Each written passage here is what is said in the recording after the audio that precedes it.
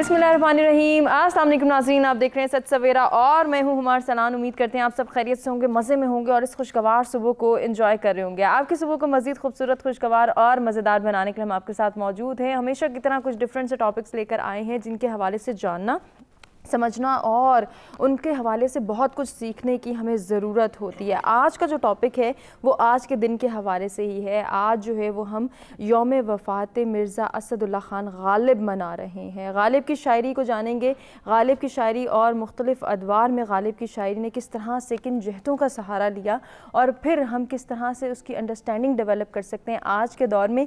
इस पर आज के प्रोग्राम में हम फोकस करेंगे। इसके साथ साथ जी उर्दू अदब और उर्दू ज़बान के हवाले से भी बात होगी कि इसको फ़रोग़ देना, इसकी अहमियत को उजागर करना, इसमें हमारा क्या किरदार है, कितनी ज़िम्मेदाराना जो है वो हमें अपना किरदार अदा करना है और इस रोल को प्ले करने में कौन कौन जो है वो सामने आएगा, किसकी रिस्पॉन्सिबिलिटीज़ हैं कि मौजूदा दौर में उर्दू ज़बान और उर्दू अदब के तहफ़्फ़ुज़ और फिर फ़रोग़ को यकीनी बनाया जा सके। कैसे बना सकेंगे, इस पर भी हम बात करेंगे। यौम वफ़ात मिर्ज़ा असदुल्ला ख़ान गालिब के हवाले से बात करेंगे। मिर्ज़ा गालिब की शायरी, मुख्तलिफ़ अदवार में मिर्ज़ा गालिब की शायरी ने किस तरह से जो है वो एक ख़ास, हम कहते हैं कि आफाकी शायर अगर उन्हें हम कहते हैं, तो उनकी शायरी किस तरह से हम समझ सकते हैं, किस तरह से उसकी अंडरस्टैंडिंग डेवलप की जा सकती है आज के दौर में, इस पर भी बात करेंगे। मुख्तसर सा तारुफ़ कराते हैं मिर्ज़ा असदुल्ला ख़ान गालिब का और फिर जो मेहमान हमारे साथ स्टूडियोज़ में मौजूद हैं उनका तारुफ़ होगा, गुफ्तगू का आगाज़ होगा। आप भी मिर्ज़ा गालिब के हवाले से हमारे साथ कुछ शेयर करना चाहें, उनकी शायरी के मजमूए के हवाले से कुछ शेयर करना चाहें तो लाइव कॉल्स के ज़रिए आप भी पार्टिसिपेट कर सकते हैं। ओवरसीज़ पाकिस्तानी जो ये प्रोग्राम देख रहे हैं, अगर पार्टिसिपेट करना चाहें तो नंबर्स आपकी स्क्रीन पर मौजूद है, आप भी पार्टिसिपेट कर सकते हैं। मिर्ज़ा गालिब की अगर बात की जाए तो उर्दू के एक अजीम शायर और रुझान साज नसर निगार हैं। वो बिलाशुबा एक आफाकी शायर हैं। वो किसी एक अहद के नहीं बल्कि हर अहद और हर ज़माने के शायर हैं। उनकी तर्ज़ अदा में जिद्दत भी है और हम देखते हैं कि बांकपन भी है। जदीद तशबीहात और तराकीब ने उनके शेर को एक दायमी ताज़गी बख्श दी है। उन्होंने 11 बरस की उम्र में गज़ल कहना शुरू की। ज़्यादातर तवज्जो फ़ारसी की तरफ रही। मिर्ज़ा को फ़ारसी से दिलचस्पी शेख मुअज़्ज़म की शागिर्दगी के ज़माने में जो है वो हुई और फ़ारसी शायरी में उन्होंने ज़हूरी, नज़ीरी और उर्फ़ी से बहुत ज़्यादा असर कबूल किया। अब ये तमाम तर इस्लाहात क्या है, इसके हवाले से इन डिटेल हम जानेंगे आज के प्रोग्राम में। बिलाखिर इनफरादी और ज़ाती रंग भी उनकी शायरी में पैदा हो गया। कहा जाता है कि मिर्ज़ा इंसानी फितरत के नबाज़ थे और नफ्सियाती हक़ाइक़ का गहरा इदराक रखते थे। उन्हें मसाइल तसव्वुफ़ ख़ुसूसन फ़लसफ़ा वहदतुल वजूद से गहरी दिलचस्पी थी। इसके हवाले से भी हम जानेंगे क्योंकि ये ख़ासी मुश्किल अल्फाज हैं और इनकी अदायगी भी खासी मुश्किल है, लेकिन इनके पीछे कितना असर है और इनको अंडरस्टैंड करना कितना ज़रूरी है आज के प्रोग्राम में हम ज़रूर जानेंगे। गालिब को अपनी फ़ारसी पर बड़ा नाज था, ये भी कहा जाता है, लेकिन उनकी असल शोहरत और मकबूलियत का असल जो वो सबब बना वो उर्दू दीवान, जिसे दीवान गालिब के तौर पे जाना जाता है, और ख़ुतूत मकातीब गालिब हैं। इसके हवाले से भी आज के प्रोग्राम में हम ज़रूर गुफ्तगू करेंगे। अपने मेहमानों से भी आपकी मुलाकात कराएंगे, उनसे भी बात होगी, चंद अशार गालिब के, और उसके बाद अपने मेहमानों से गुफ्तगू का आगाज़ करते हैं। देखे ख़त मुँह देखता है नामाए बर, कुछ तो पैगाम ज़बानी और है, आशिकी सब्र तलब और तमन्ना बेताब, दिल का क्या रंग करूँ खूने जिगर होने तक, कासिद के आते आते ख़त एक और लिख रखूँ, कासिद के आते आते ख़त एक और लिख रखूँ, मैं जानता हूँ वो लिखेंगे जवाब में। इसी से आगाज़ करते हैं और मेहमानों से मुलाकात कराते हैं आपकी। प्रोफेसर डॉक्टर शाहिद इकबाल कामरान, माहिर तालीम, हमारे मुख्तलिफ प्रोग्राम्स में आते रहते हैं, आप सब उनको जानते हैं। अस्सलाम वालेकुम सर, कैसे हैं, खैरियत से हैं? मैं बिल्कुल ठीक हूँ। आज के दूसरे मेहमान का भी तारुफ़ कराते हैं। अख्तर उस्मान साहब हैं, शायर हैं, अदीब हैं, दानिश्वर हैं, बहुत कुछ सीखने का मौका मिलेगा। अस्सलाम वालेकुम सर। बहुत शुक्रिया आपकी भी तशरीफ़, आपका भी शुक्रिया। गुफ्तगू का आगाज़ करेंगे प्रोफेसर साहब से। प्रोफेसर साहब, क्या कहना चाहेंगे मिर्ज़ा असदुल्ला ख़ान गालिब का आज यौम वफ़ात हम भी मना रहे हैं, बहुत कुछ सीखने का मौका मिलेगा, आप कहाँ से आगाज़ लेना चाहेंगे? हुमा, आज हम एक ऐसे दानिश्वर शायर के यौम वफ़ात के हवाले से बातचीत शुरू करने वाले हैं जो अमर वाक़या के तौर पे आज भी ज़िंदा है। बिल्कुल। करीब 1.5 सदी पहले उनकी वफ़ात हुई। मिर्ज़ा गालिब हमारे सब कॉन्टिनेंट के कम्युनिटी जो है, मुस्लिम कम्युनिटी जो है, मिर्ज़ा गालिब की पूरी ज़िंदगी को, पूरे जहन को, उनके रुझानात को और उनके अबलाग को اگر آپ کہیں کہ وہ ہماری یہاں کمیونٹی کی تشکیل اور تجسیم کا ایک واضح متعین اظہار ہے تو یہ بات بالکل درست ہوگی. یہی وجہ ہے کہ ہر دور میں یعنی آپ یوں سمجھیے کہ مرزا اپنے عہد میں مقبول اور محبوب تھے. مرزا اس کے بعد تغیر اور زمانی تغیر اس تبدیلی تیزی سے رونما ہوا, رجحانات بدل گئے, معاشرے بدل گئے, سوچ بدل گئی, معیشت اور سیاست اور ریاست بدل گئی. مرزا کی مقبولیت اور محبوبیت میں کمی نہیں آئی. تو اس کی وجہ یہ ہے کہ مرزا کا ہماری اجتماعی ساخت کے ساتھ کوئی بنیادی وہ تعلق کیا ہے. دیکھیے یہاں یہ ایرین خطہ ہے, سب کانٹیننٹ, بر صغیر جس کو ہم کہتے ہیں, آریائی لوگ ہیں. یہ ان لوگوں کے اپنے مذاہب ہیں, ان لوگوں کے اپنے عبد اور اپنے معبود ہیں, ان لوگوں کی اپنی روایات ہیں, اپنی تاریخ ہے جو سامی مذاہب کے سلسلے سے بالکل مختلف اور بہت سارے معاملات میں متضاد ہے. یہاں تک بات تو سمجھ میں آنے والی ہے. اب ہوتا یہ ہے کہ اس میں ایک سامی مذہب قبول کیا جاتا ہے, بہت بڑی کمیونٹی قبول کرتی ہے, اور وہ جب یہ قبول کرتی ہے تو ہر بڑی خریداری میں کچھ قیمت ہوتی ہے. اس کی قیمت یہ تھی کہ آپ اپنی روایت, اپنے مذاہب, اپنے عبد و معبود کا سلسلہ منقطع کر کے ایک نئے نسب العین کو اپنا لیں, جو کہ اپنایا. یہ الجھن, یہی وہ الجھن ہے جس پر علامہ محمد اقبال نے ہماری قومیت کی بنیاد رکھنے کی کوشش کی, اور جو بھی ہوا. غالب, اچھا ایک پہلو یہ ہے پھر یہ کہ یہ لوگ عسکری تھے, باہر سے آئے تھے. ہم ہمیشہ پروفیسر صاحب نوآبادیات کا آغاز انگریز کی آمد سے پہلے کرتے ہیں. اس کا آغاز تو اس سے بہت پہلے ہونا چاہیے, یا ہوتا ہے اس سے پہلے. باہر سے آئے تھے. اب یہ ایک ایسا کردار ہے, 5 سال کی عمر میں والد فوت ہو گیا, پیشہ آبا سپاہ گری تھا اور سارا کچھ تھا, ایک ڈپرائیو بچہ. بالکل. اور وہ جو ہے law of natural selection fittest, fittest نہیں, جو اڈاپٹ زیادہ کرے, جو اپنے اندر تبدیلی زیادہ تیزی سے لائے. یہ کشمکش غالب کی اتنی لاؤڈ ہے, اور یہ غالب کی نہیں ہے, یہ یہاں ہر ذہن کی ہے. اپنے آپ کو سروائیو کرنا, اپنے آپ کو بچانا, اپنی انا کو بچانا. دیکھیے جس کو اقبال نے بعد میں خود ہی سے تعبیر کیا, ان کے غالب کے ہاں جو اپنی ذات کا شدید احساس ہے, اور وہ اس سے دستبردار ہونے کے لیے کسی طور تیار نہیں ہے, یہ چیز ہمیں غالب کی محبت میں مبتلا کرتی ہے. بالکل کرتی ہے. اس پر مزید بھی ہم جو ہے وہ پروفیسر صاحب سے جانیں گے. اختر صاحب, آپ کیا کہنا چاہیں گے آج کے دن کے حوالے سے بھی, اور پھر مرزا غالب کے تعارف میں کیا کہیں گے؟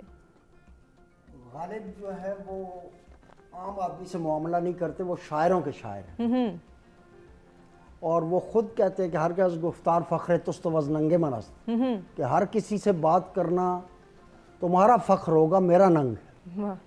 انہوں نے اگرچہ شروع میں کہہ دیا تھا کہ فارسی بن تاب بینی نقشائی رنگ رنگ بگذر از مجموعہ اردو کے بھی رنگ منست, لیکن اس کے باوجود ان کا اردو کلام جو ہے وہ آج تک ویلڈ چلا آتا ہے. اس کی بڑی وجہ یہ ہے کہ وہ ہمارے بہت بڑے نباز ہیں اس معاشرے میں. صحیح.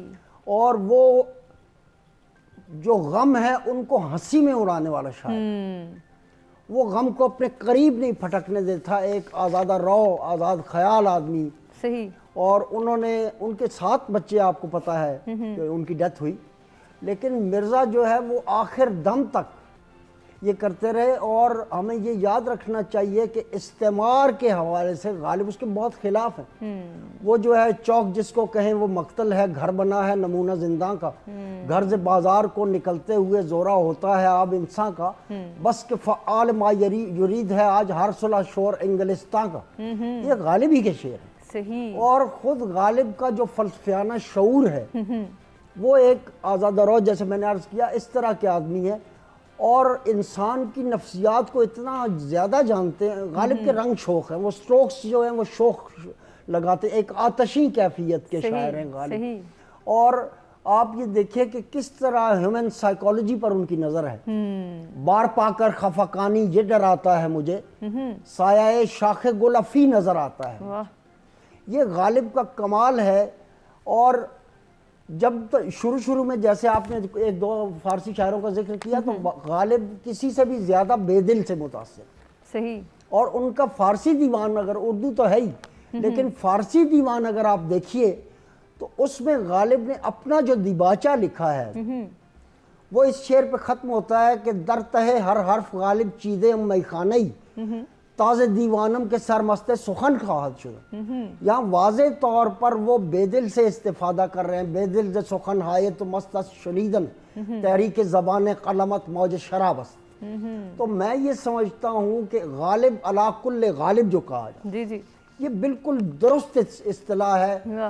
ہمارے جو شروع کے 3 بڑے شاعر ہیں، میر ہیں، انیس ہیں، غالب ہیں اور اس کے بعد اقبال ہیں، یہ جو ہمارے آپ یوں کہیے کہ یہ جو خمسہ بنتا ہے اس میں غالب کی حیثیت اس لیے جداگانہ ہے کہ وہ اس معاشرے کے بہت بڑے نقاد ہیں. صحیح. آپ دیکھیے کہ کلکتے کے سفر میں جب وہ ٹرین پہ بیٹھتے ہیں تو باقاعدہ انجن ڈرائیور سے سوالات کرتے ہیں اس کے متعلق. اور جب پھر غالب ہماری جو جدید نثر ہے اس کے بھی بانی ہیں، جو مکاتیب غالب ہیں. آپ تو فارسی والے بھی اردو میں ترجمہ ہو چکے ہیں، اگر آپ ان کو دیکھیے تو آپ کو یہ معلوم ہوگا جیسے آج کا کوئی آدمی نثر لکھ رہا ہے. ان کی نثر کا کمال یہ ہے کہ وہ آج تک ان کی شاعری کی طرف ویلڈ چلی آتی ہے. کوئی وہ القابات نہیں ہے، کوئی خطابات نہیں ہے، بے تکلف شروع کر دیتے ہیں. ہاں میاں کیسے ہو، میں نے یہ سنا، میں نے وہ سنا، یہاں سے وہ شروع کرتے ہیں اور کسی قسم کے القابات یا خطابات جو ہے وہ اس میں نہیں آتے اور پھر وہ اپنی زندگی کو پینٹ کرتے ہیں. آپ کو معلوم ہے کہ ان کی زندگی کتنی دشواری میں گزری. اس کے باوجود غالب نے جگہ جگہ پر ایک خط میں لکھا کہ یہ جب ہوا تو میں نے سمجھا کہ غالب کو ایک جوتی اور پڑی. ایک جگہ یہ لکھا کہ یہ اتنے ناہنجار ہیں کہ انہیں یہ پتہ نہیں ہے کہ اس عمر میں ماں کی گالی نہیں دی جاتی. تو غالب کا یہ کمال ہے کہ انہوں نے اس معاشرے کا تجزیہ کیا، تنقیدی تجزیہ کیا، اور ہمیں بتایا کہ جو آزاد قومیں ہیں وہ کس طرح زندہ رہتی ہیں. بالکل. اور وہ یہ کہتے ہیں کہ ہم موحد ہیں، ہمارا کیش ہے ترک رسوم، ملتیں جب مٹ گئیں اجزائے ایماں ہو گئے، یا وفاداری بشرط استواری اصل ایماں ہے، مرے بت خانے میں تو کعبے میں گاڑو برہمن.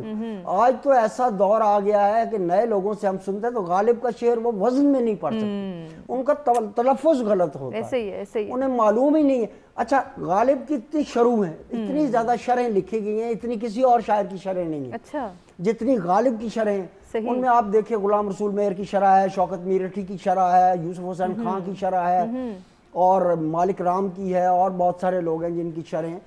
تو میں یہ سمجھتا ہوں کہ ان شرحوں کو بھی پڑھنا چاہیے، لیکن بذات ہی خود غالب کا جو اپنا کلام ہے سب سے پہلے بنیادی متن، بنیادی ماخذ جو ہے وہ اس کا متن ہے غالب کا اپنا. آپ اس کو پڑھیے.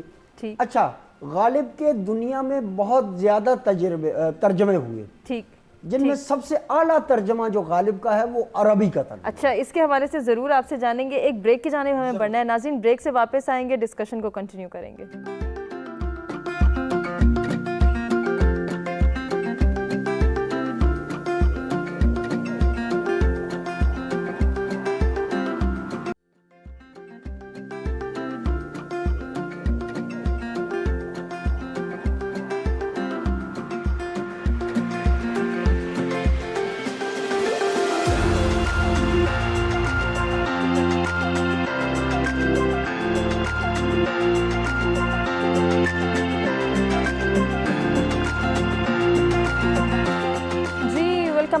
سچ سویرا میں ایک مرتبہ پھر سے آپ کو کہیں گے خوش آمدید. آج گفتگو ہو رہی ہے یوم وفات مرزا اسد اللہ خان غالب کے حوالے سے، اور مرزا غالب کی شاعری پر بات ہو رہی ہے. مختلف ادوار میں مرزا کی شاعری ہم کس طرح سے جو ہے اس کو انڈرسٹینڈ کر سکتے ہیں آج کے دور میں، اور کتنا ضروری ہے کہ اردو ادب اور اردو زبان کے فروغ اور تحفظ میں ہم اپنا کردار ادا کریں. اس پر بھی گفتگو کریں گے. ایک اور مہمان بھی اس وقت ہمارے ساتھ اسٹوڈیوز میں موجود ہے. تعارف کراتے ہیں جو ماہر تعلیم ہے پروفیسر میمونہ انصاری صاحبہ. خوش آمدید کہتے ہیں. السلام علیکم.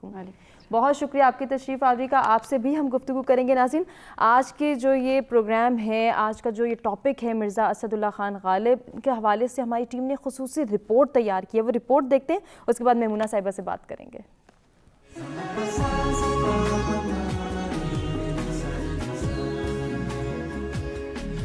مرزا اسداللہ بیگ خان نے اپنی زندگی کے دوران سینکڑوں غزلیں تحریر کی جن کے تراجم مختلف زبانوں میں ہو چکے ہیں۔ مرزا غالب کو جنوبی ایشیا میں اردو زبان کا سب سے زیادہ مشہور اور با اثر شاعر سمجھا جاتا ہے، بلکہ آپ کو اردو زبان کا شیکسپیئر بھی کہا جاتا ہے۔ آپ نے غالب اور اسد کے قلمی نام استعمال کیے۔ مرزا غالب 27 دسمبر 1797 کو آگرہ ہندوستان میں ایک ایسے خاندان میں پیدا ہوئے جو سلجوق بادشاہوں کے خاتمے کے بعد سمرقند ازبکستان چلے گئے۔ آپ کا دور مغل حکمرانوں کے زوال کا آخری زمانہ تھا، جس میں کچھ واقعات کا اظہار آپ نے اپنی شاعری کے ذریعے کیا ہے۔ مرزا اسداللہ خان غالب، جنہوں نے اردو اور فارسی دونوں زبانوں میں لکھا، آپ کا فارسی دیوان اردو سے کم از کم 5 گنا زیادہ لکھا گیا، تاہم آپ کی شہرت اردو میں لکھی گئی شاعری کی وجہ سے ہے۔ آپ کی وفات 15 فروری 1869 میں نئی دہلی میں 71 سال کی عمر میں ہوئی۔ آپ کی شاعری محبت، فلسفہ اور تصوف کے عنوان سے بھرپور ہے۔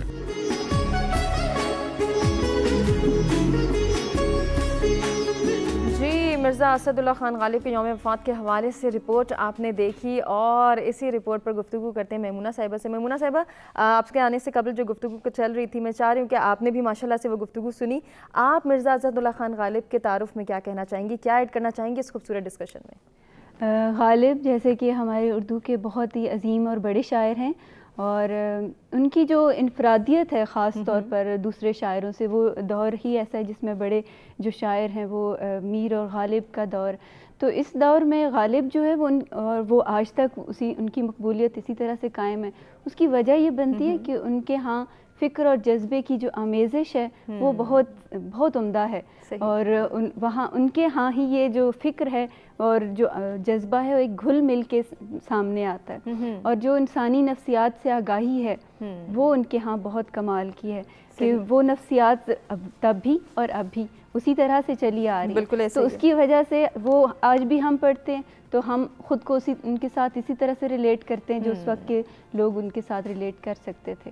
تو اس نباس شناس ہونے کی جو ایک بہت ان کی بڑی خوبی ہے وہ ان کی شاعری کے اندر موجود ہے، جیسے وہ کہتے ہیں نا کہ کہتے ہوئے ساقی سے حیا آتی ہے ورنہ یوں ہے کہ ہمیں درد تہے جام بہت ہے۔ تو اسی طرح سے اور بہت سے ان کے اشعار ہیں جو انہوں نے انسانی نفسیات کو بہت ہی گہرائی کے ساتھ سمجھا ہے اور اس کو بیان کیا ہے۔ اس کے علاوہ جو عشق کی ان کے ہاں جو اظہار ہے اس میں بھی ایک انفرادیت، جو انہوں نے ایک روایت سے ہٹ کر اپنا ایک انفرادی اس کا اظہار کیا، تشبیہات میں، استعاروں میں، اور پھر اس کے علاوہ خیال میں جدت اور جو ندرت پائی جاتی ہے وہ غالب کی شاعری کا حصہ ہے۔ تو یہ ساری چیزیں جو سارے وہ ایک روایت کو بھی لے کر چلتے ہیں اور پھر جو اس میں ایک انفرادیت پیدا کر دیتے ہیں، اس سے ان کا حسن جو ہے وہ دوبالا ہو جاتا ہے ان کی شاعری کا، اور وہی حسن آج بھی ہم محسوس کرتے ہیں کیونکہ اس میں ایک سچائی ہے، صداقت ہے،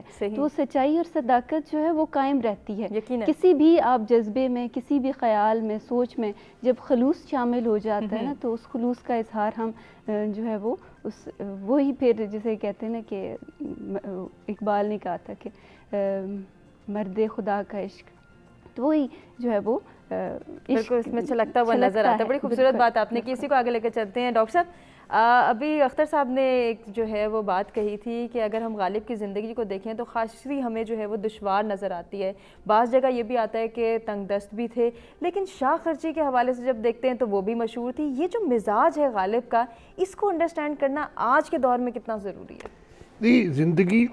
زندگی کو دو رخ سے دیکھا جا سکتا ہے۔ زندگی بڑی آسان ہے اگر سمجھا جائے، زندگی بڑی دشوار ہے اگر اسے صحیح تناظر میں دیکھا جائے۔ صحیح غالب تنگ دستی، زوال اور معاشی اور اقتصادی مشکلات اور اقتدار وغیرہ بھی نہیں۔ میں نے شروع میں جیسے عرض کیا کہ 5 سال کی عمر میں ایک بچہ یتیم ہو جاتا ہے اور چچاؤں کی اور رشتہ داروں کی ریشہ دوانیاں اور وہ سارا کچھ رہتا ہے، سروائیو کرنا اس کا۔ میں آپ کی توجہ دلاؤں کہ اورنگزیب عالمگیر کی وفات کے 90 سال بعد غالب پیدا ہوتا ہے۔ ان 90 سالوں میں مغلیہ سلطنت جس کے ساتھ سب کانٹیننٹ کے لوگ اپنے آپ کو پتہ نہیں کیوں وابستہ، مغلیہ سلطنت کا تیا پانچا ہو گیا، اور غالب کے آتے آتے بالکل آخری آپ یوں سمجھیے کہ دموں پہ تھی، وہ تھی۔ اب جو چیز غالب کو بڑا کرتی ہے، اس زمانے کی جو مڈل کلاس تھی، اس زمانے کی جو بڑی تنگ دست تھی، مشکلات کا شکار تھی، اب ہنر غالب کے ہاتھ میں۔ دیکھیے پروفیسر صاحب نے دلچسپ توجہ دلائی، غالب کا پرائیڈ فارسی گوئی تھا، غالب بیدل کی طرز میں لکھنے کا انہیں ذوق بھی تھا، شوق بھی تھا، اور اس کی مشکلات کا اندازہ بھی تھا، لیکن غالب جب سوچتے فارسی میں تھے اور لکھتے اردو میں تھے، صحیح، ٹھیک ہے۔ اچھا، جب وہ سوچتے فارسی میں تھے اور لکھتے اردو میں تھے تو فارسی الفاظ و تراکیب اور مشکلات اس میں آتی تھی۔ انہوں نے ذکر کیا اور بالکل درست کیا کہ سب سے زیادہ شروع اردو میں غالب کی لکھی گئی، مشکلات غالب بھی لکھی گئی کہ غالب کی وجہ یہ ہے کہ میں یہ کہتا ہوں کہ شعر وہ واحد چیز ہے جس کی شرح نہیں ہو سکتی۔ صحیح، شعر میں بنیادی شرط یہ ہے کہ وہ جس طرح ہر دوا، ایلوپیتھک کا نہیں ہومیوپیتھک کا اصول ہے کہ ہر دوا ہر جسم پر یکساں اثر نہیں کرتی، ایسے ہی ہر مزاج کی دوا الگ ہے، اسی طرح ہر ذہن کے لیے ہر شعر کا ایک معنی نہیں ہوتے، وہ اپنے ہر ذہن ایک شعر کے اپنی سطح، اپنی رسائی، اپنی گہرائی کے اعتبار سے اس کا معنی اور مفہوم، تو شرح نہیں ہو سکتی۔ شرح تو سیدھی باتوں کی ہوتی ہے، ایک بات۔ دوسری بات یہ کہ وہ جو اس عہد کا علم ہے، ایک دم توڑتی ہوئی معیشت اور سیاست کا جو علم ہے، وہ غالب کے ہاں میں نظر آتا ہے۔ اب جو غالب کو چیز نمایاں کرتی ہے، آپ کہیں گے کہ اس زمانے کے ہر شخص پہ یہ سارے وارد تھے، یہ سارے مصائب، غالب کو جو چیز بڑا کرتی ہے کہ یہ کسی علم کو، کسی رنج کو، کسی شکست کو، کسی تنگ دستی اور اسرت کو خاطر میں نہیں لاتے۔ اگر زندگی، غالب نے جو سیکھا اور ہمیں سکھایا کہ اگر زندگی آپ کے ساتھ استہزاء کرتی ہے تو آپ بھی اس کے ساتھ تمسخر سے کام لیں، کبھی سر نہیں جھکایا، کبھی رنج نہیں کیا، اور ایک انا کے ساتھ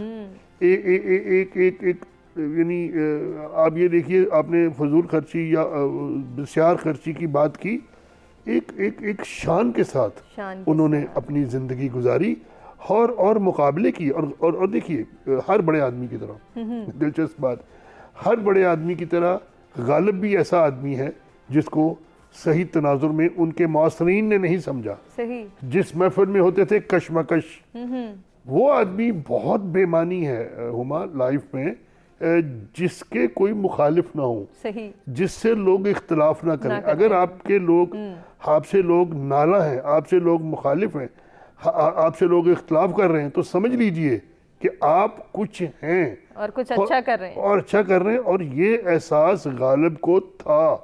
غالب کلکتے میں گئے، کامیاب نہیں ہوئے جس مقصد کے لیے گئے تھے، لیکن وہاں غالب جب طلوع ہوئے تو مخالفین غروب ہونا شروع ہو گئے، تو وہاں مخالفتیں ہوئیں۔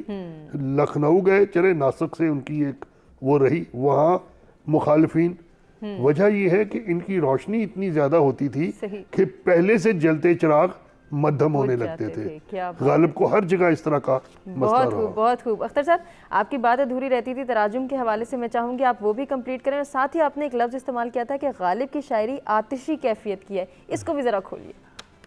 اچھا، ترجمہ کی میں بات کر رہا تھا تو عربی کی میں نے بات کی۔ ہماری مقامی زبانوں میں سب سے عمدہ ترجمہ پنجابی میں ہوا ہے جو اسیر عابد نے کی، صحیح، اور وہ ہمارے یہاں ترجمے کی ایک بہت بڑی مثال ہے۔ مثلاً وہ یہ کہتے ہیں کہ نقش فریادی ہے کس کی شوخی تحریر کا، کاغذی ہے پیرہن ہر پہ کرے تصویر کا۔ تو اس کا ترجمہ اسیر عابد نے یہ کیا کہ چتر چیکدے نے چتر کار کیڑے کھیکھن گنیا وچ تحریر سائیں، چولے کاغذی نے سبے مورتاں دے بے وسیاں بے تقصیر سائیں۔ آپ یہ دیکھیے کہ کتنی خوبصورتی سے اس کو کنورٹ کیا۔ دوسرا جو بات میں آتشی کیفیت کی کر رہا تھا، غالب کے یہاں خود یہ لفظ جو ہے یہ بے پناہ آتا ہے۔ ایک تو یہ ہے، دوسرا غالب کا جو سٹروکس ہیں وہ اتنے گہرے ہیں کہ ان میں ایک آپ کو ایک فائر قسم کی ایک آگ کا احساس ہوتا ہے جب غالب کو پینٹ کیا جاتا ہے. عبد الرحمن چغتائی کے علاوہ میں بات کر رہا ہوں. تو آپ عبد الرحمن چغتائی نے تو ایسا غالب کو پینٹ کیا کہ پورا ایرانی ہی بنا دیا, حالانکہ ایسا نہیں تھا. غالب کو اپنی فارسی دانی پہ بہت, جیسے کہ ڈاکٹر صاحب نے کہا اور میں نے وہ شعر بھی پڑھا, تو میں یہ سمجھتا ہوں کہ غالب کا اختصاص جو ہے, غالب کا اختصاص یہ ہے کہ وہ روزمرہ جو دلی میں چل رہا تھا اور اسی کے تحت لوگ شعر کہہ رہے تھے. غالب اس میں اس طرح کا شعر نہیں غالب نے کہا. غالب نے 2 جگہ اردو میں بے دل کو ٹریبیوٹ پیش کیا ہے, طرز بے دل میں ریختہ لکھنا اسد اللہ خان قیامت ہے, اور ایک جگہ کہا ہے کہ گر ملے حضرت بے دل کا خط لوح مزار, اسد آئینہ پرواز معانی مانگے. کیا بات ہے. تو گویا غالب نے باقی جو شاعر ہیں ان سے بھی بے پناہ استفادہ غالب نے کیا ہے. مثلا صاحب سے استفادہ کیا ہے غالب. ایک جگہ کنٹینیو کرتے ہیں, آپ ہی سے بات کریں گے. ایک بریک کی جانب ناظرین مجھے بڑھنا ہے, بریک سے واپس آتے ہیں, اختر صاحب سے گفتگو کرتے ہیں.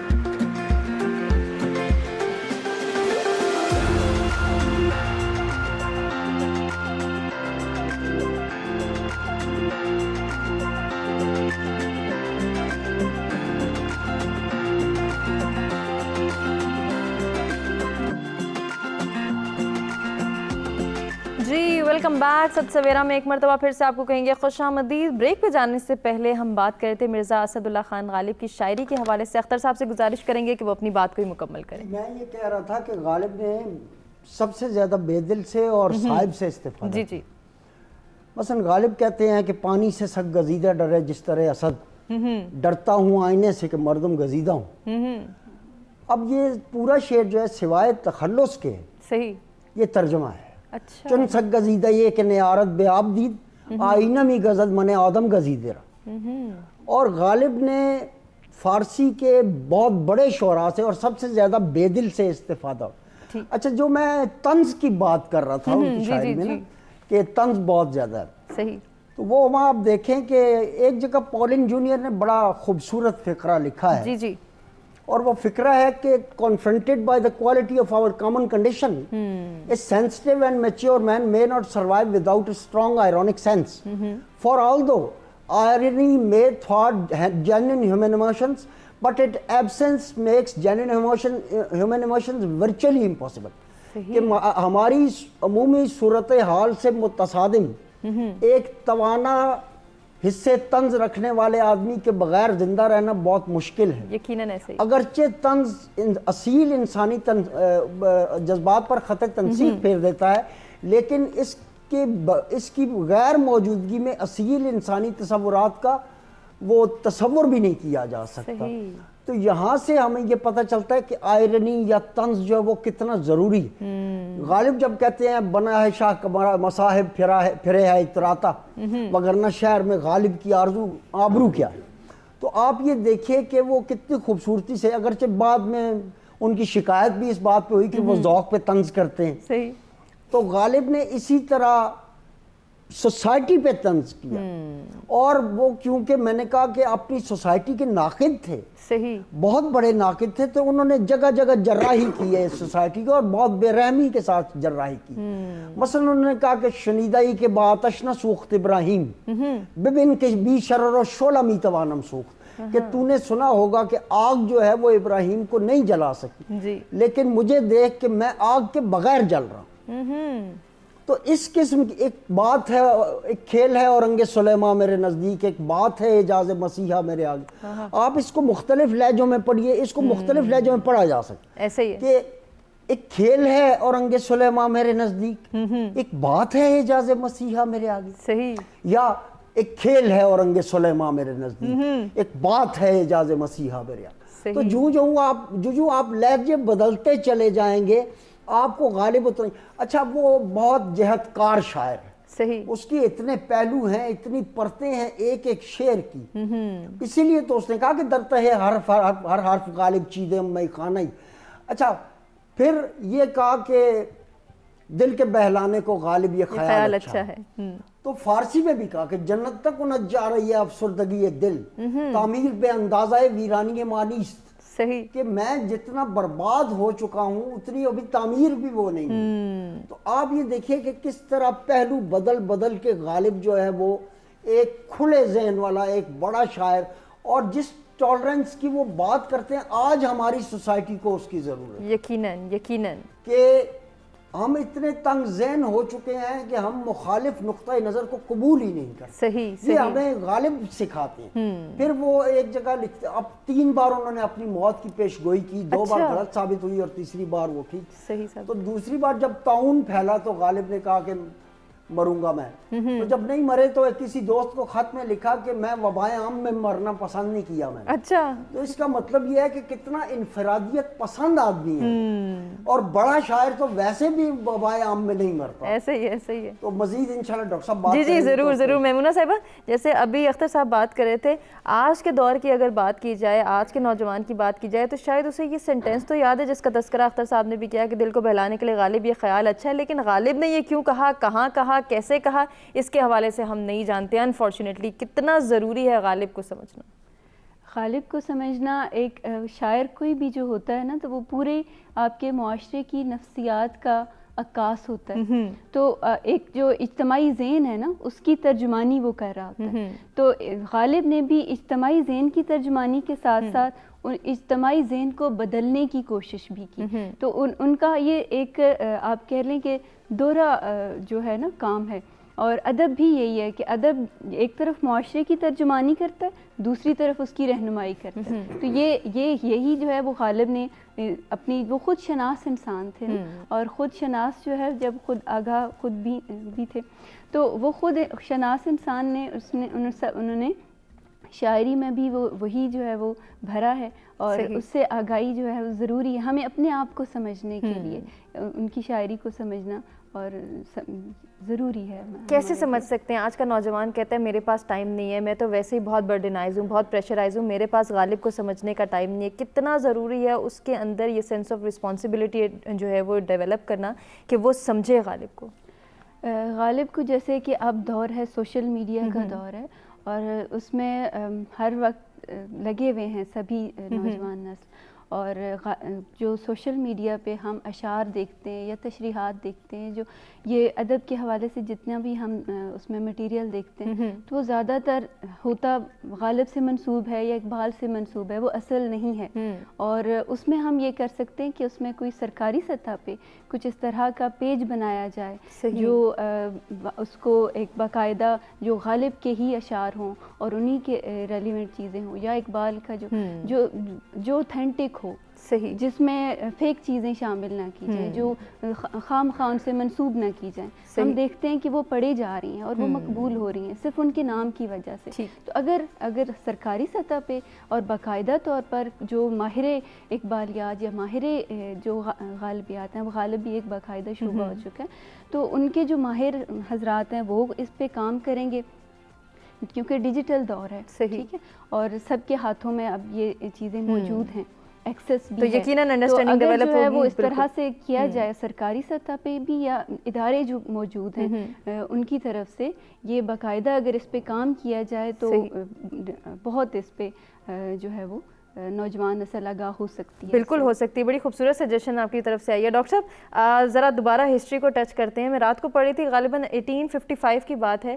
کہ کہا گیا کہ غالب نے سر سید کو سمجھایا اور بڑے خوبصورت انداز میں سمجھایا, انگریزوں کی تعریف بھی نہیں کی, لیکن یہ بھی اشارہ دیا ہے کہ وہ جو کر رہے ہیں اپنے آباء و اجداد کی ترقی جو ہے وہ اس سے سامنے لا رہے ہیں, اور فطرت سے جو ہے وہ اس کو طاقتوں کو مسخر کر رہے ہیں. یہ استعمال کیا غالب نے, اور پھر ان کو اشارہ بھی دیا کہ وہ جس طرح سے ترقی کر رہے ہیں ہمیں بھی اس طرح سے کرنی. تعریف نہیں کی, لیکن اسی کلچر کو ڈیولپ کرنے کا اشارہ ضرور کیا. غالب کا تاریخی شعور کمال کا تھا. میں آپ کو بتاؤں کہ کلکتے میں جب غالب وہاں گئے, کلکتہ اس وقت انگریزی اقتدار و اختیار و ایجاد اور تہذیب و تمدن کا مرکز تھا. دلی بعد میں بنا. کلکتے سے انگریزی اختیار اور اقتدار اور رجحانات سپریڈ کر رہے تھے, اور وہاں کون غالب کا اس وقت ماستر تھا؟ راجہ رام موہن رائے. راجہ رام موہن رائے وہ شخص ہیں جن کو آپ ہندوؤں کا سر سید احمد خان کہہ سکتے ہیں. صحیح. اور ان دونوں میں 80-90 سال صدی کا فرق ہے. جو بات سید احمد خان مسلمانوں کو بمشکل سمجھانے میں تھوڑے سے کامیاب ہوئے, وہ بات پوری طرح سے کلکتے میں راجہ رام موہن رائے نے ہندوؤں کو, بنگالیوں کو سمجھا دی. صحیح. ان کی انگریزی تعلیم کی طرف رجحان, یعنی جب مسلمان آمادہ ہوئے انگریزی پڑھنے میں, اس وقت تک ہندوؤں کی 2 یا 3 نسلیں انگریزی پڑھ کے, انگلستان سے پڑھ کے میدان سیاست میں آ چکی تھی. یہ فرق ہے. صحیح. تو ایک بات. دوسری بات یہ کہ غالب وہ شخص ہیں اور وہ دور وہ ہے. آپ دیکھیں, سید احمد خان ہے, غالب ہیں, شاہ ولی اللہ کا گھرانہ ہے. یہ وہ مقامات ہیں جہاں ہمارا جو اجتماعی ذہن نمبر 1, نمبر 2 اجتماعی وجود جہاں سروائیو کیا. تو ادھر تو دلچسپی وہ ہے. ہم کس طرح سروائیو, ہم کس طرح جان بچانے میں, آن بچانے میں, شان بچانے میں اور مستقبل بنانے میں کامیاب ہوئے. صرف اور صرف آپ غالب کی اپنی حیات پڑھ لیں. 57 کے قضیے کے بعد, 57 کی جنگ کے بعد 12 سال زندہ رہتے ہیں, اور ان 12 سالوں میں وہ آپ یوں سمجھیے کہ وہ زوال کی انتہا ہے. اور یہ اس زوال میں بھی ایک ڈوبتا ہاتھ, پانی میں گرداب میں ڈوبتا ہاتھ بھی کس شان کے ساتھ اپنا وجود, اپنا رنگ, اپنا ہنر دکھا رہا ہے. یہ غالب ہے. ہماری یعنی بعض غیر مسلم یا دوسرے لوگ طنز بھی کرتے ہیں, لیکن ہمارے اندر جو زوم ہے, اور یہ ضروری ہوتا ہے, صحیح, ہمارے اندر جو ایک شان ہے بغیر کسی جواز کے, یہ بھی ضروری ہوتی ہے. یہ اس کا نمائندہ ہے غالب. صحیح. اس کا نمائندہ ہے غالب. اب غالب وہ شخص ہے جس نے دلی کو مٹتے ہوئے دیکھا, برباد ہوتے ہوئے دیکھا, صحیح, ختم ہوتے ہوئے دیکھا, اور اسے احساس ہے کہ یہ جو سفینہ ڈوب رہا ہے اس کا ایک مسافر میں بھی ہوں. صحیح. مجھے بھی ڈوبنا ہے. لیکن اس نے اپنے آپ کو شکست تسلیم نہیں کی. ڈاکٹر صاحب کنٹینیو کریں گے, بریک کی جانب مجھے بڑھنا ہے. ناظرین, بریک سے واپس آئیں گے, اسی خوبصورت گفتگو کے سلسلے کو آگے بڑھائیں گے.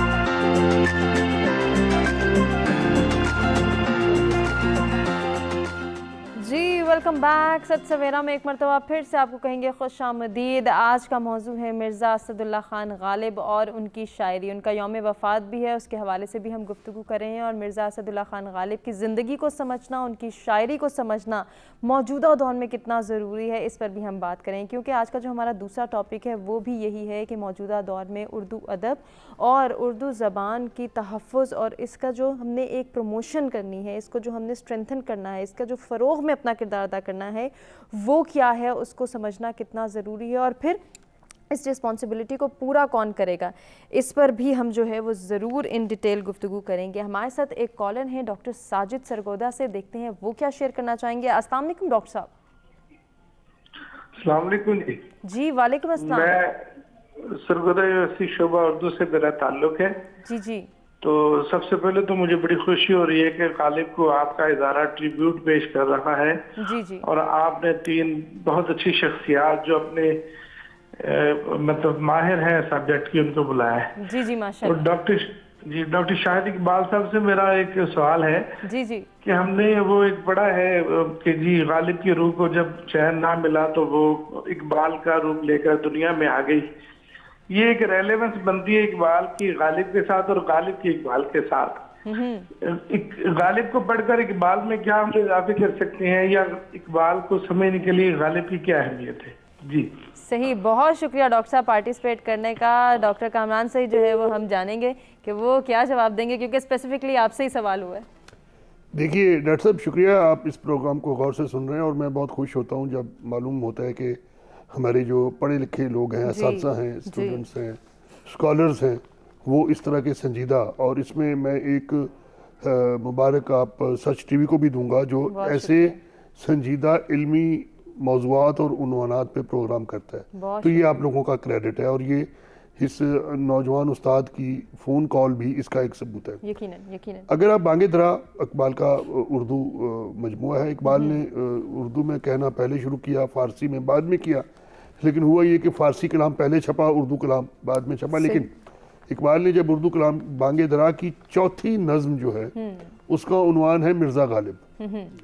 بہت بڑی توجہ، بہت بڑی اپریسیشن، بہت بڑا تاثر اقبال نے، وہ جو ایک انا جس کو اقبال نے ایک نیا عنوان دیا خودی کا.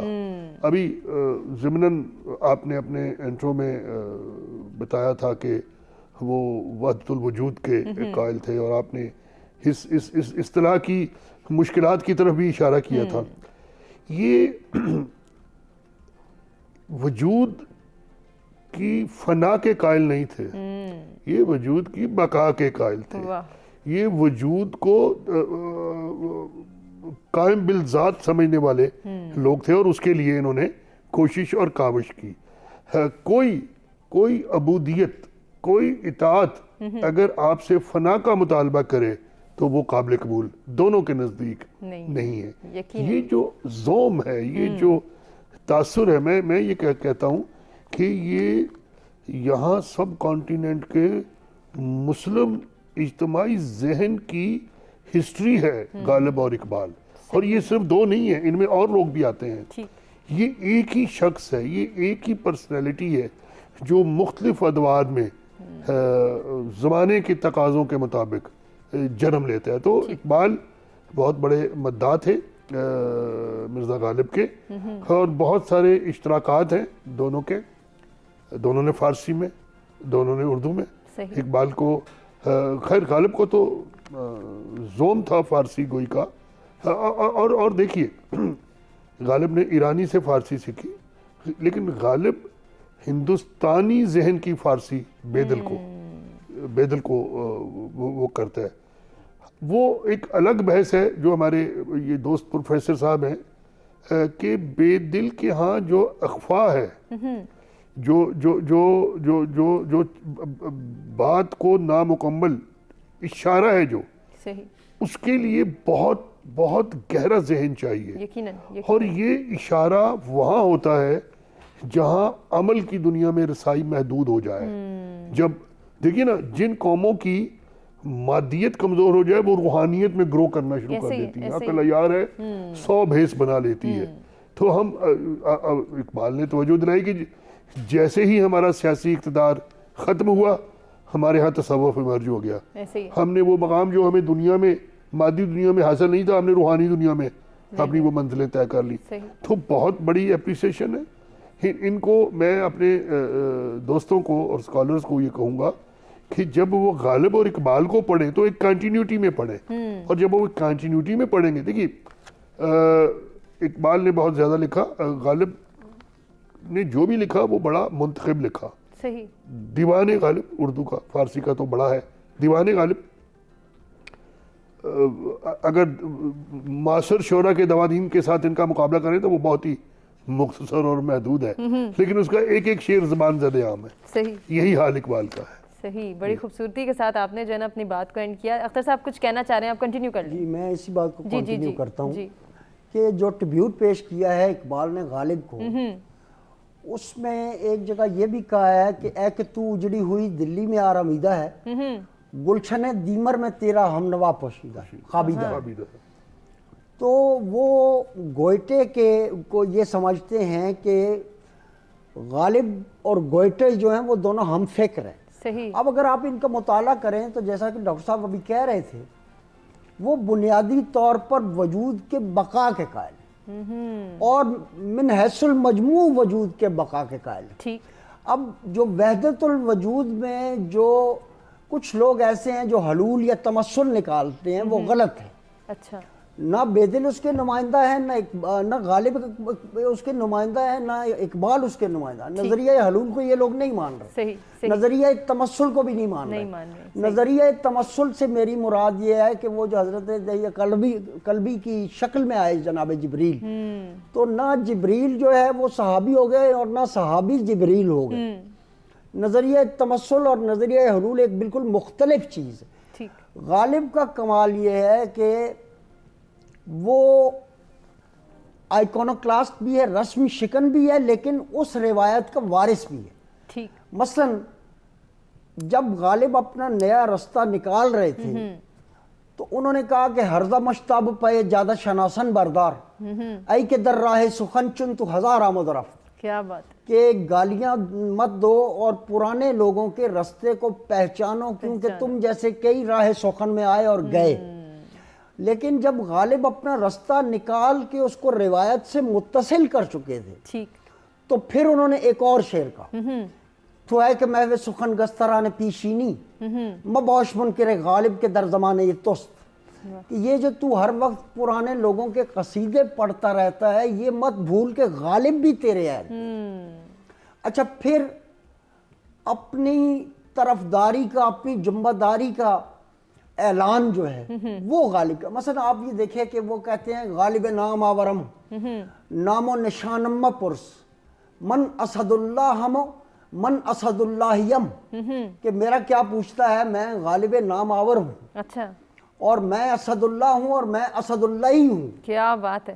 بہت. تو واضح طور پہ وہ میں تو اس سے پہلے یہ بات کر رہا تھا کہ جن جن چیزوں کی طرف مثلا بازیچہ اطفال ہے دنیا میرے آگے، اس کی کتنی انٹرپریٹیشنز آپ کر سکتے ہیں. آج دنیا ایک کلک پہ آپ کے پاس پڑی ہوئی ہے. ایسا ہی ہے. اور غالب نے اس زمانے میں دیکھ لیا تھا، اسی لیے آثار سنادید کا دیباچہ جب اصرار ہوا سر سید کی طرف سے تو غالب نے اس کو نظمیہ صورت میں نظم اور اس میں یہ بتایا کہ تم یہ جو گڑے مردے اکھاڑ رہے ہو اب یہ دیکھو کہ تہذیب بالکل بدل چکی ہے.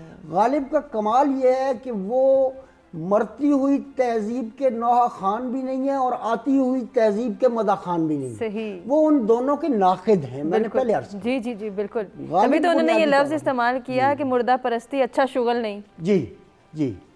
تو غالب کو اگر آپ پڑھنے کا بہترین طریقہ جو غالب کو ہے وہ یہ ہے کہ آپ کی تیاری پوری ہو. تیاری سے اردو یا فارسی دونوں میں. صحیح. وہ یہ کہ آپ نے اپنے پچھلے کلاسکس دیکھے ہوں. صحیح. اختر صاحب آپ کی بات کو کنٹینیو کریں گے. ایک کالر ہمارے ساتھ ہے، ہمیں چونکہ بریک پہ بھی جانا ہے. ڈاکٹر ظہیر عباس دیکھتے ہیں وہ کیا شیئر کرنا چاہیں گے. السلام علیکم ڈاکٹر صاحب. جی السلام. یہ ڈاکٹر شاہد صاحب سے میرا ایک چھوٹا سا سوال ہے. جی جی کیجیے. کہ مرزا اسد اللہ خان غالب جو ہے انہوں نے جو شعری موضوعات تھے وہ سارے تبدیل کر دیے بڑی سیدھا دلیری کے ساتھ، لیکن کالونیل عہد میں ان کی شاعری میں ہمیں کوئی ایک شعر بھی ایسا نظر نہیں آتا جو انہوں نے انگریز سامراج کے خلاف لکھا ہو. تو وہ کون سی ایسی مجبوریاں تھیں جو ان کو اس عمل سے روک رکھی تھی؟ یہ میرا شاہ صاحب سے سوال ہے. ٹھیک ہے، بہت شکریہ ڈاکٹر ظہیر عباس. آپ نے جو ہے وہ پارٹیسپیٹ کیا. ضرور اس کے حوالے سے ہم ڈاکٹر صاحب سے جانیں گے وہ کیا کہیں گے. ایک بریک کی جانب ہم بڑھ رہے ہیں، بریک سے واپس آتے ڈسکشن کو کنٹینیو کرتے ہیں.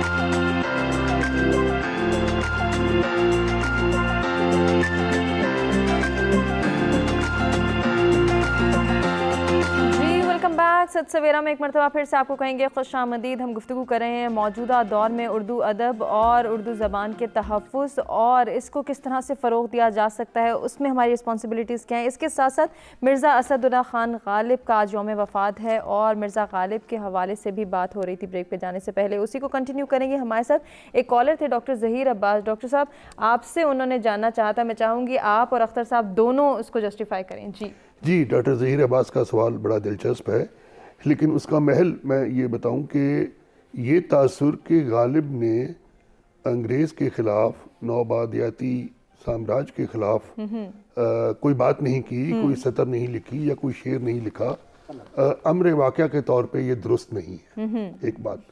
दूसरी बात ये अशार मौजूद हैं गालिब के। दूसरी बात ये कि गालिब का जो अहद है, उस अहद में गालिब का जो अमल और रद्द अमल है, ये उस अहद की शराइत और कंडीशंस के साथ मशरूत है। उनके अंदर रहते हुए गालिब ने अपना अब जो मैंने बताया कि 57 के बाद 12 साल वो जिंदा रहते हैं। अब इन 12 सालों की तारीख अगर आपने मादी और जहनी तारीख अगर आपने मुरतब करनी है दिल्ली की बर्बादी की, दिल्ली यहाँ अलामत है पूरे सब कॉन्टिनेंट की, उसकी बर्बादी की, तो उसका सबसे बड़ा तारीखी माखज़ इस वक्त जो नस्र की सूरत में हमारे पास महफूज है वो मकातीब गालिब है। उजड़ी हुई दिल्ली, ये जो उजड़ी दिल्ली का ये जो कूचा बाजार में फांसी घाट खुलने का, ये जो घरों की वीरानी का, ये जो अपने घरों के जिंदानी का, ये सारा नौहा जो है ये किसके खिलाफ है? ये फ्रांसीसियों के खिलाफ तो नहीं है, ये तो अंग्रेज के खिलाफ है। आज एक तारीख का तालिब इल्म जब उस दौर की तस्वीर कशी करना चाहता है तो उसके प्राइमरी सोर्सेज में गालिब का बयान और ओब्लिक बयानिया वो आता है। अशार आपको प्रोफेसर उस्मान साहब, अख्तर उस्मान साहब सुनाएंगे, लेकिन मैं एक इशारा ये करना चाहता हूँ कि ये जो नौबादियाती बहस है, आप इसका आगाज कहाँ से करेंगे? सही। खुद गालिब कौन है? गालिब मकामी हिंदुस्तान के मकामी नहीं है, ये भी कहीं से, इनके आबा भी सिपाहगरी करते करते कहीं से आए थे, बिल्कुल उसी तरह से आए थे जिस तरह से यहाँ पुर्तगाली आए थे, जिस तरह से फ्रांसीसी आए थे, जिस तरह से अंग्रेज पुर्तगालियों और फ्रांसीसियों को शिकस्त दे के अंग्रेज ने इमर्ज किया, और फिर यहाँ पहले से मौजूद जो फातहीन थे, देखिए ना पानीपत में किसकी लड़ाई हुई? इब्राहिम लोदी और गालिब बाबर की। ये और मकामियों ने कंप्रोमाइज किया, तो बहुत बड़ा मखमसा बन जाता है कि यहाँ नौबादियात कौन कायम कर रहा है और यहाँ उससे मुतासर कौन हो रहा है। मैं प्रोफेसर साहब से गुजारिश करूंगा कि इनके वो अशार जो इस मौजू पे हैं वो थोड़ा सा इरशाद फरमा दें। वो मैंने पहले अर्ज किया कि घर से बाजार को निकलते हुए जोरा होता है अब इंसान का चौक जिसको कहें वो मख्तल है, घर बना है नमूना जिंदा का। सही। या वो दागे फिराके सोहबत शब की जली हुई एक शम्मा है दलील सहर सो खमोश है, या गारत गरे नामूस न हो गर हवा से जर, सही क्यों शाहिद गुल बाग से बाजार में आवे। तो ये सारे का सारा काम हमने ये माना कि दिल्ली में रहें, खाएंगे क्या? सही। ये जितना कुछ भी है ये एक इस्तेमार के खिलाफ, और गालिब ने नौआबादियाती इस्तेमार के खिलाफ जिस तरह के डॉक्टर साहब फरमा रहे थे बेपनाह लिखा है। अच्छा, उनके खतूत में आप ये देखिए, और उनकी नस्र जो है वो अंग्रेजों के रद्द अमल में है। आप ये देखिए कि जब वो नौकरी के लिए जाते हैं और उन्हें कोई रिसीव करने नहीं आता तो वो वापस आते हैं और वो कहते हैं कि मैं इसलिए आया था कि अपने बाप दादा के खोए हुए एजाजात बहाल हो, ना ये कि मेरी जो इज्जत है वो भी जाती रहे। अच्छा, कदम कदम पर हमें मिलता है कि गालिब रेजिस्ट कर रहे हैं, ठीक। और वो उनकी रेजिस्टेंस जो है वो हमारे रिप्रेजेंटेटिव है, बिल्कुल। और इतने बड़े वो रिप्रेजेंटेटिव हैं कि आप ये देखिए, मेरी रफ्तार से भागे है बयाबा मुझसे, या इसका इसी गजल वो है हर कदम दूरी ये मंजिल है नुमाया मुझसे, या जब वो ये कहते हैं कि शौक हर रंग रकीबे सरोसामा निकला, कैस तस्वीर के पर्दे में भी उड़ियान। तो इन शेरों के अंदर तो जाइए, फिर आपको मालूम होगा कि किस तरह एक ट्रेडिशन गालिब तक आती है। ठीक। وہ اس کو اپنے رسم شکن ہونے کی وجہ سے کچھ آن کرتے ہیں, اس کا اکثر حصہ ڈس آن کرتے ہیں. صحیح. اور اس کے بعد انویژنز جو ہے, مثلا the people of our own faith invited us نا, ہمارے اپنے فیتھ کے لوگوں نے ہمیں انویٹ کیا. صحیح. تو غالب تو ان کو بھی معاف نہیں کرتا, کجا یہ کہ انگریزوں کو معاف کرے. کیا بات ہے, بڑا خوبصورت جملہ. جی جی جی. اضافہ تو نہیں کرتا, لیکن کامل شکست کے اندر بھی اگر آپ اپنی انا اور اپنا ریئیکشن بچا کے رکھ لیں, دل ہی تو ہے نہ سنگو کش. کیا بات ہے, کیا بات ہے. ہمارے ساتھ ہمارے ریگولر کالر امتیاز کراچی سے موجود ہے, دیکھتے ہیں کیا شیئر کرنا چاہیں گے. السلام علیکم امتیاز. وعلیکم السلام میم, آئی ہوپ آپ ٹھیک سے ہوں گے. الحمدللہ. یہ بہت اچھا پروگرام کا ایک نیا رخ ہے. I highly appreciate your programme and your team work. دیکھیے مرزا غالب جیسے شاعر تو اب بہت مشکل سے, بلکہ دکھائی نہیں دیتے. اب تو شعر و شاعری کا رواج ہی ختم ہو گیا. تو مرزا غالب کی اس فیلڈ کے اندر جتنی تعریف کی جائے کم ہے. انہوں نے چند اشعار ان کے پڑھنا چاہتا ہوں. ان کے دیکھے سے جو آ جاتی ہے منہ پہ رونق, وہ سمجھتے ہیں کہ بیمار کا حال اچھا ہے. کوئی فیلڈ ہو, کوئی مسئلہ ہو, اس کو چھوڑا نہیں انہوں نے اپنی شاعری میں. اور ایک شعر انہوں نے عرض کیا, عشق نے غالب نکما کر دیا, ورنہ ہم بھی آدمی تھے بڑے کام کے. تو ان کی شاعری کو آج لوگ جو ہے مثل راہ سمجھتے ہیں اور اس سے کچھ سیکھتے ہیں. ہم وہاں ہیں جہاں سے ہم کو بھی کچھ ہماری خبر آتی نہیں. اور ایک شعر اور ان کا کرنا چاہتا ہوں جی, کہ کہتے ہیں ہے دنیا میں اور بھی سخنور بہت اچھے, کہتے ہیں غالب کا انداز بیاں ہے. اور ایک نیا شاعر بھی پیدا ہو گیا, امتیاز غالب, اس کا بھی ایک شعر آپ سن لیجئے. جی جی ضرور. بنی کے چہرے پہ لاکھوں نثار ہوتے ہیں, بنی کے چہرے پر لاکھوں نثار ہوتے ہیں, اور جب بنی بگڑ جائے تو دشمن ہزار ہوتے ہیں. باخدا یہ شعر میرا نہیں ہے, کسی اور کا ہے. ایسے ہی میں نے ذرا اس کے لیے. جی جی, بہت شکریہ امتیاز صاحب پارٹیسپیٹ کرنے کا اور اپریشیٹ کرنے کا. مہمونہ صاحبہ, آپ سے کنٹینیو کرنا چاہوں گی کیونکہ ہم نے دوسرے ٹاپک کو بھی ٹچ کرنا ہے. موجودہ دور میں کتنا ضروری ہے اردو ادب اور اردو زبان کا تحفظ یقینی بنایا جائے؟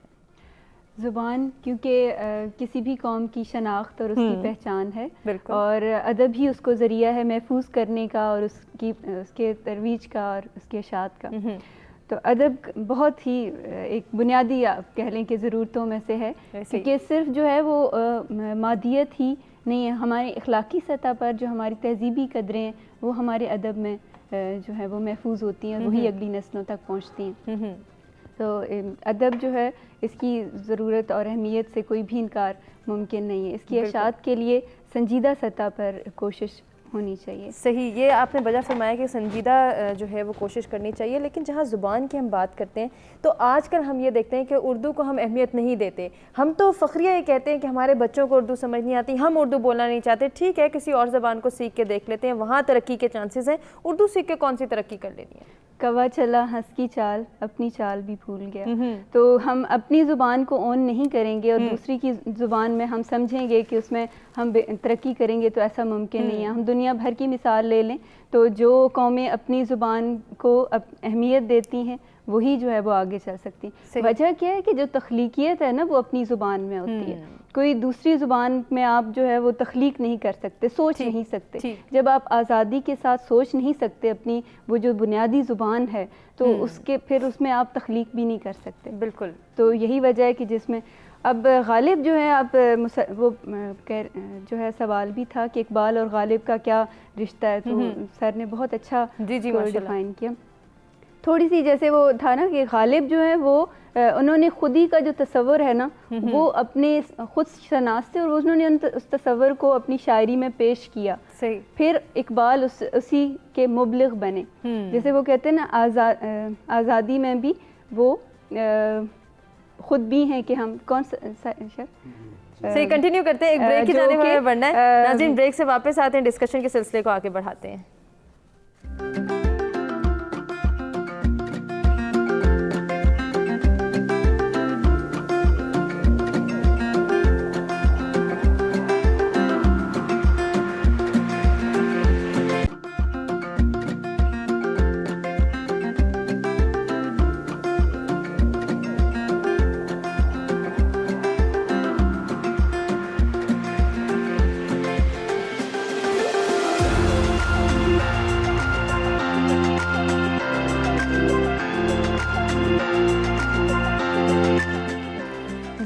Welcome back. सच सवेरा में एक मरतबा फिर से आपको कहेंगे खुशामदीद। और आज के प्रोग्राम का ये लास्ट सेशन है जिसमें हम मौजूदा दौर को डिस्कस करेंगे कि मौजूदा दौर में उर्दू अदब और उर्दू ज़बान के तहफ़्फ़ुज़ की क्या ज़रूरत है, ज़रूरत को हम कैसे पूरा कर सकते हैं। डॉक्टर साहब क्या कहना चाहेंगे, क्योंकि वक्त महदूद है। हमने मिर्ज़ा असदुल्ला खान गालिब पे तो बहुत बात की, दूसरे टॉपिक को हमने टच नहीं किया। देखिए, उर्दू हमारी कौमी ज़ुबान हम कहते हैं। एक तो ये कि हमें ये तय करना होगा कि हम जो सोचते हैं और जो कहते हैं उस पर हमें अमल भी करना चाहिए। सही। हमारा अमल थोड़ा सा कमज़ोर है, एक बात। दूसरी बात ये, यहाँ जिक्र भी हुआ कि हमें उर्दू मतून जो है असातिज़ा का जो कलाम है वो सोशल मीडिया से पढ़ने की बजाय किताबों से पढ़ना चाहिए। बिल्कुल, ये बहुत मैं यहाँ गालिब के हवाले से एक दिलचस्प अमर की तरफ तवज्जो दिलाऊं कि गालिब वो शायर है जिसका दीवान जेबी साइज में कसरत से छपा है, जेबी साइज में, छोटे से नुस्खे में, ताकि वो अपने जेब में, अपने ब्रीफ केस में अपने पास रखा जा सके। सही। तो मैं हैरान हूँ कि ऐसा क्यों नहीं है कि हमारे लोग सबसे ज़्यादा इकबाल से पहले सबसे ज़्यादा जो मंसूब शेर, फर्जी शेर मंसूब किए गए वो गालिब से किए गए, फिर इकबाल और फराज और सबसे किए गए। इसका तदारुक ये है कि हम किताब पढ़ने का जो है, देखिए जिन लोगों ने ये सोशल मीडिया, ये गैजेट्स जो हमारे हाथों में हैं ईजाद किए हैं, वो लोग आज भी किताब पढ़ने के दीवाने हैं। बिल्कुल ऐसे है। यानी किताब की अहमियत, हार्ड बुक की अहमियत, तो उर्दू हमें किताब से पढ़नी है, गालिब हमें किताब से पढ़ना है, गालिब हमारी अना है और हमें उसकी तरफ मतवज्जो रहना है। यकीनन यकीनन, ये बड़ी अच्छी बात आपने की है। सर पैगाम भी साथ ही अपना दे दें आज का। पैगाम ये है जी कि हाँ वो खुदा परस्त नहीं, जाओ वो बेवफा सही, जिसको हो दीनो दिल अजीज उसकी गली में जाएगी। क्या बात है। अख्तर साहब, मौजूदा दौर में उर्दू अदब के तहफ़्फ़ुज़ को किस तरह से यकीनी बनाया? मेरा ख्याल है कि जब तक हम अपनी बाकी ज़बानों से इस्तेफ़ादा नहीं करते और वहाँ से लफ्ज़ लेके उसमें इस्तेमाल नहीं करते और उस ख़ास प्योरिटनिज़म से नहीं निकलते, उस वक्त तक उर्दू का फ़रोग बहुत मुश्किल है। हमें हर सतह पर आसान इस्तिलाहात में उर्दू को राइज करना है और ऐसी इस्तिलाहात नहीं है जैसे आला मुकब्बर सौत किस्म के अल्फाज हैं। सही। इस्तिलाहात का इंतहाई सादा तर्जमा और फिर बच्चों के लिए अदब। आपको मालूम है गालिब ने बच्चों के लिए रिसाले लिखे और बच्चों के लिए जब तक अदब नहीं, आपको पता है हम जब छोटे थे तो बच्चों के रिसाले बहुत ज़्यादा हुआ करते थे। जब अब के जो आज हम सूरत हाल देखते हैं तो वो बच्चों के लिए अदब जो है वो बहुत न होने के बराबर है। बिल्कुल जब तक हम इसको ये नहीं करते, ये बहुत मुश्किल काम है, ये नहीं होगा और हमें मिन हैसुल कौम ये काम करना पड़ेगा। ठीक कि हम गालिब को, मीर को, अनीस को, इकबाल को या बाद के शायरों को, जब तक जैसे डॉक्टर साहब कह रहे थे कि पॉकेट एडिशन गालिब का जो मिलता है, इस तरह सारे शायरों का जो अहम शायर है उन सब का होना चाहिए और वो बच्चों के लिए, मसलन बच्चों का गालिब, सही, बच्चों का इकबाल, बच्चों का मीर। आप ये देखिए अंग्रेजी में कितने शेक्सपियर फॉर चिल्ड्रन ये छपे हुए हैं। ऐसे ही है। तो इसी तरह हम अपनी ज़बान को आगे बढ़ा सकते हैं और यही वो वाहिद नुक्ता है जिस पर हम इकट्ठे हों तो हम कुछ मुस्बत सोच सकते हैं। बिल्कुल ऐसे ही है अख्तर साहब। इसके साथ साथ जहाँ सोशल मीडिया का जिक्र हो रहा है तो सोशल मीडिया के ज़रिए भी हम जो है वो ऑथेंटिसिटी प्रोवाइड कर सकते हैं कि ये ऑथेंटिक शेर हैं गालिब के, ये इकबाल के, इनको पढ़ा जाए और फिर इनको ही कहा भी जाए। बेशक सोशल मीडिया जो है वो हमारे यहाँ, मैं ये समझता हूँ कि एक नेमत से कम नहीं है। आप उसके ज़रिए लोगों को किताबों की तरफ ला सकते हैं। सही। कि आप मतन दें और किताबों की तरफ लाएं लोगों। सही। आपका मैं एक जो है वो जुमले में पैगाम देना चाहूँगी कि हम गालिब को क्यों पढ़ें, क्या कहना हम गालिब को अपनी तहजीबी बाज़याफ्त और तहजीबी शनाख्त के लिए पढ़ें। क्या बात है, बहुत अहम बात, बहुत खूब, बहुत खूब पैगाम। मैमूना साहिबा, आपके पास कोई सोल्यूशन, कोई सजेशन जो आप देना चाहें और साथ ही अपना पैगाम भी दे दीजिए। जैसा कि वो पहले भी मैंने कहा कि उर्दू के लिए, और जैसे आज दौर है, डिजिटल दौर है, हमें उस दौर के साथ भी चलना है। सही। तो उसके लिए वही कि आप बाकायदा एक माहिरीन की टीम को बिठाया जाए जो ऑथेंटिक उन्हीं का कलाम उस पर करे। दूसरा, डिजिटल किया जाए, किताबों को भी डिजिटल किया जाए। रिख्ता काम कर रहा है इस पर, लेकिन शॉर्ट کام ہو رہا ہے اس پہ، اگر اس کو اس پہ فیس بک پہ یا دوسرے جو بھی ذرائع ہیں سوشل میڈیا پہ ان پہ اردو کے پیجز کو عام کیا جائے تو اس پہ بہت وہ پڑھنا چاہیں گے، بڑے جو لوگ ہیں وہ بھی پڑھنا چاہیں گے، نوجوان نسل بھی اس پہ آ سکتی ہے۔ دوسری ایک بات یہ ہو سکتی ہے کہ جو گھر میں کتاب کا ایک کلچر بنایا جائے، کیونکہ گھر میں بھی پیرنٹس بھی موبائل یوز کریں اور پیرنٹس کو دیکھ کر بچے بھی یہ چاہتے ہیں کہ وہ بھی گیمز کھیلیں اور موبائل یوز کریں، تو گھر میں ایک ٹائم کچھ آدھا گھنٹہ یا 1 گھنٹہ ایک ایسا رکھا جائے جب ہم پہ ساری فیملی مل کے کتاب پڑھے، تو جب بچے دیکھیں گے پیرنٹس کو کہ وہ کتاب پڑھ رہے ہیں تو وہ پھر وہ بھی مائل ہوں گے، اور کتاب میں بھی پھر جیسے غالب پہ ہم نے شاعری پہ تو بہت بات کر لی، ان کے خطوط وہ بھی پڑھنے کے قابل ہیں اور بہت دلچسپ، بہت خوبصورت، انہوں نے وہ جیسے کہتے ہیں نا مراسلے کو مکالمہ بنا دیا، تو وہ دور بیٹھ کے وہ کہتے ہیں بزبانِ قلم باتیں کیا کرو، تو وہ قلم کے ذریعے انہوں نے جو باتیں کی ہیں وہ بہت خوبصورت، ان کو پڑھ کے ایک لطف آتا ہے۔ تو ایک وہ ہوتا ہے نا طنز، جس کی جو کاٹ ہے وہ تیز ہوتی ہے، لیکن ان کے جو خطوط ہیں ان میں طنز سے زیادہ مزاح ہے، جس سے ایک ذہنی تربیت ہوتی ہے، جس سے ایک ذہنی انبساط بھی ملتی ہے اور اس کی ذہنی تربیت بھی ہوتی ہے، تو یہ بہت ضروری ہے، کیونکہ ہم دیکھتے ہیں کہ معاشرے میں اب جو ہے وہ غصہ اور نفرت اور یہ والی جذبات یہ زیادہ بڑھ رہے ہیں، اور اگریشن زیادہ آ رہا ہے، اور یہ گیمز کی وجہ سے زیادہ ہے، تو ان سے ہٹا کے تو اس طرح کا لطیف ادب ابن انشا کو، غالب کے خطوط کو پڑھا جائے، ان کو پروموٹ کرنا بہت ضروری ہے۔ خوبصورت پیغام، تمام مہمانوں کا شکریہ ادا کرنا چاہیں گے جن سے بہت کچھ سیکھنے کا موقع ملا۔ امید کرتے ہیں کہ ناظرین آپ کو بھی ہمارا آج کا پروگرام پسند آیا ہوگا، اپنے فیڈ بیک سے آگاہ کیجیے گا، اپنا بہت خیال رکھیے گا، آپ سے پھر ملاقات ہوگی، تب تک کے لیے اللہ نگہبان۔